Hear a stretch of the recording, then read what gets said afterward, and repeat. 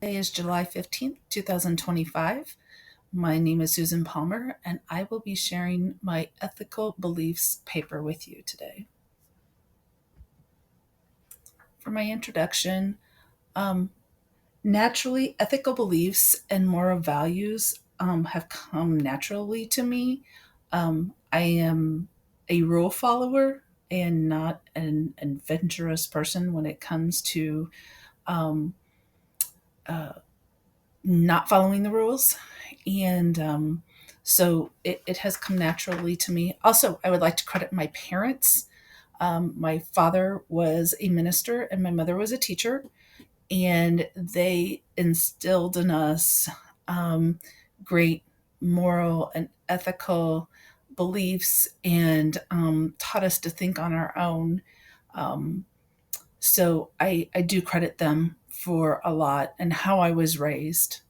um, Teachers have to follow the code of ethics, and this is something that even people in other professions should follow to make sure that the workplace uh, is a healthy work environment.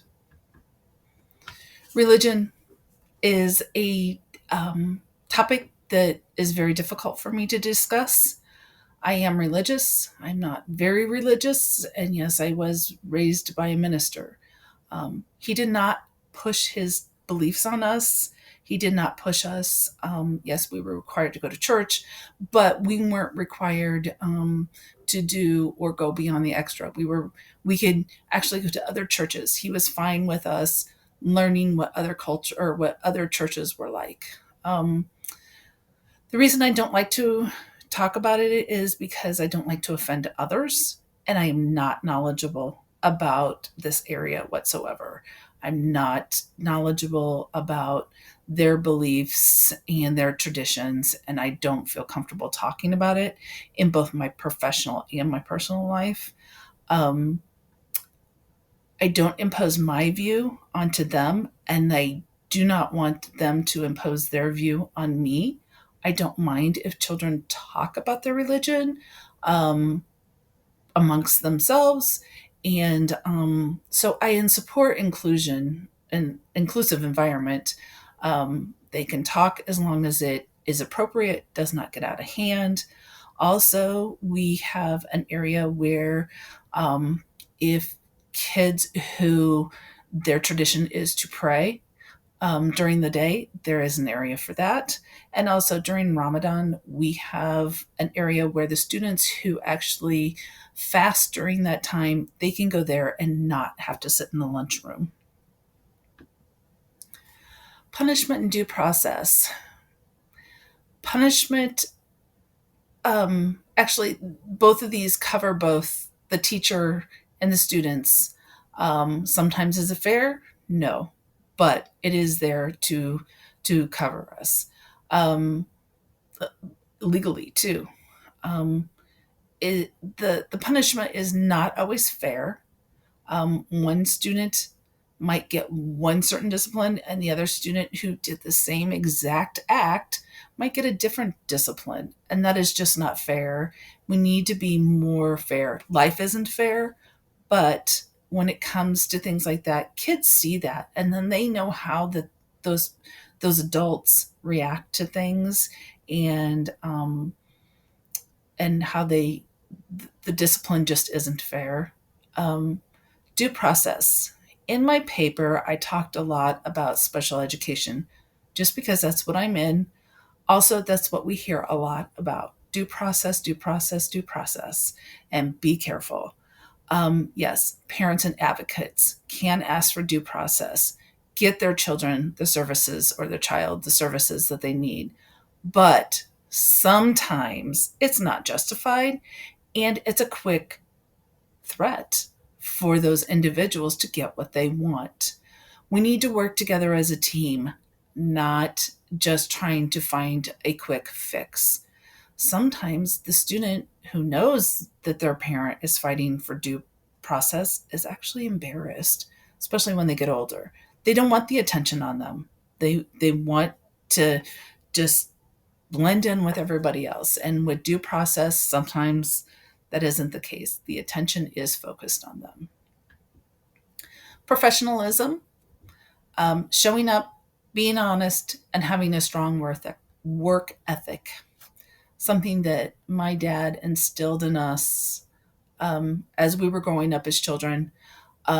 Showing up is important. People depend on you. It's also respectful. Um, Being honest, you have to be honest with people. And having a strong work ethic of when you're there, you work, you do what you need to do. Even if it's not in that job description, you still need to step in and help because you're modeling for these students. You're showing these students what they can do and what they can achieve if they just have a good, strong work ethic. Interactions with students and families when it comes to professionalism, there's a fine line. Yes, you need to have contact with those families. We need to have a good rapport with them so that if we do have to call them either with a discipline issue or something good that's happened, it's always nice to have a rapport with the family.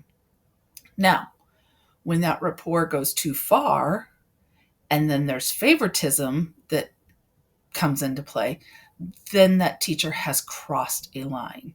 You have to really keep your professional and your personal life separate from them. And they don't need to know everything. The family doesn't need to know everything about you, even the child. It crosses a line, an ethical line there. Integrity. Teaching the student, or I'm sorry, treating a student equally. Students need to be treated equally, no matter if they come from a low income family or if their family is very wealthy, whether they're Black, Asian, Muslim, whatever it may be, they all needed to be treated equally. Um, Also, owning up to your errors. There's times that, yeah, we make mistakes. We're people, but we need to own up to those mistakes. And if we need to apologize to a student, apologize to a student. Tell them that you're sorry that this happened and that this is why. Um, it's part of respect, and we have to respect each other. Not only teachers respecting students, but students need to respect teachers, which is not the case these days. But if you can model that, then hopefully they will learn that they need to respect people and respect each other, their peers, especially when you're encouraging students to form their own ideas. Everybody needs to be respectful of each other's ideas. Um, you don't want to be laughed at, and so you shouldn't laugh at somebody else. Intellectual freedom. School policies. We have to follow school policies, especially when it comes to sensitive topics. Lately, we've heard a lot about books being banned. Um, and when we banned books, sometimes we lose history. And that's the sad part about it is you have somebody who wants to ban a book, but we're also losing a part of history. And so, but we have school policies that we have to follow. So if the book is banned, the book is banned. Um, but we can also teach kids um, how to think and not tell them what to think, um, especially when it comes to different policies and things that they can do or say. Um, in my conclusion, teaching is more than a job. It is making sure that our kids are safe, they are cared for, and that they know that. Um, we we have a lot more responsibilities than just getting up there and teaching and showing things in a textbook or on a black or on a whiteboard or whatever it may be. Um, Teaching respect. Once again, teaching respect is something that um, more kids need to learn how to be respectful of others and other people's things too. I don't have all the answers, nor will I ever have all the answers. Um, but strong ethics will shape a better future, especially for some kids who just don't have that role model at home like they do with a teacher.